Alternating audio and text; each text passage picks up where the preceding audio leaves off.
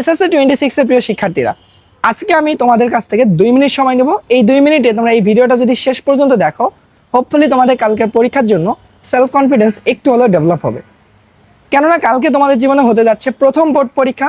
তোমরা আগে কখনো জেএসসি পিএসসি দাওনি, সো একটু হলে তোমাদের মাঝে ভয় আছে যে কালকে পরীক্ষা নিয়ে কি হতে পারে।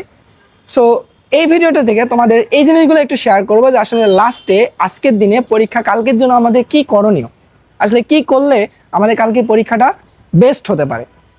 দেখো, আজকের দিনে তোমাদের কিন্তু বিশদ পড়াশোনা করা তেমন কিছু নেই।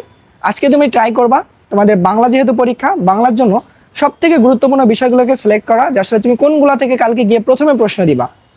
তুমি কোনগুলো গদ্য হতে তুমি বেশি একটু এক্সপার্ট আছো সেগুলোকে হাইলাইট করবা, কোনগুলো তোমাদের একটু কম পড়া আছে সেগুলোকে আজকে আরেকটু বেশি করে পড়ে নিবা, যাতে তোমাদের কালকে প্রিপারেশনটা অনেক অনেক ভালো হয়।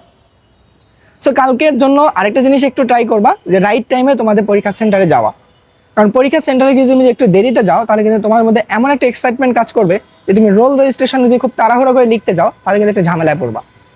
সো এটা একটা জিনিস খেয়াল করবা যে তোমার আসলে কি করা উচিত বলো, যে আজকে তোমাদের পরীক্ষার প্রিপারেশনটা আরেকটু জোরালো করে নেওয়া উচিত, আর কালকে পরীক্ষা হলে অবশ্যই রাইট টাইমে যাওয়া উচিত।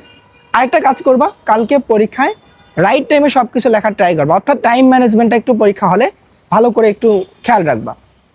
আর অবশ্যই আজকে কিন্তু বেশি পড়াশোনা করবা না, আজকে একটু তাড়াতাড়ি ঘুমানোর ট্রাই করবা, কালকে যেহেতু তাড়াতাড়ি তুমি উঠতে পারো। কারণ ঘুম ঘুম চোখ নিয়ে কিন্তু পরীক্ষা হলে যাওয়া যাবে না, তখন কিন্তু পরীক্ষা খারাপ হয়ে যাবে।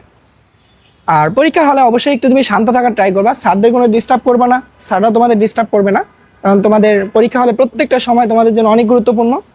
সো এই হচ্ছে বিষয়, যে আজকে তোমাদের যে জিনিসটা বলতে চাচ্ছি আমি, যে তুমি কালকে পরীক্ষায় সৎ থেকে কোনো নকল টকল এরকম কোনো দুষ্টামি করবা না, সৎ থেকে কালকে পরীক্ষা হলে যাও।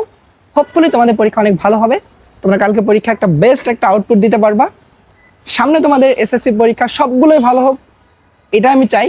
তোমাদের রেজাল্ট অনেক ভালো হোক, তোমরা সবাই তোমাদের সবার প্রত্যাশা অনুযায়ী রেজাল্টটা পাও, এইটা হচ্ছে কথাবার্তা। টেনশন করিও না, পরীক্ষা হল তোমাদের জন্যই হবে, পরীক্ষা হল তোমাদেরই, তোমাদের হাতেই থাকবে সব নিয়ন্ত্রণ। শুধু তোমরা পরীক্ষার জন্য প্রিপারেশনটা সঠিকভাবে নাও, তাহলেই হয়ে যাবে। তো তোমাদের জন্য শুভকামনা রইল।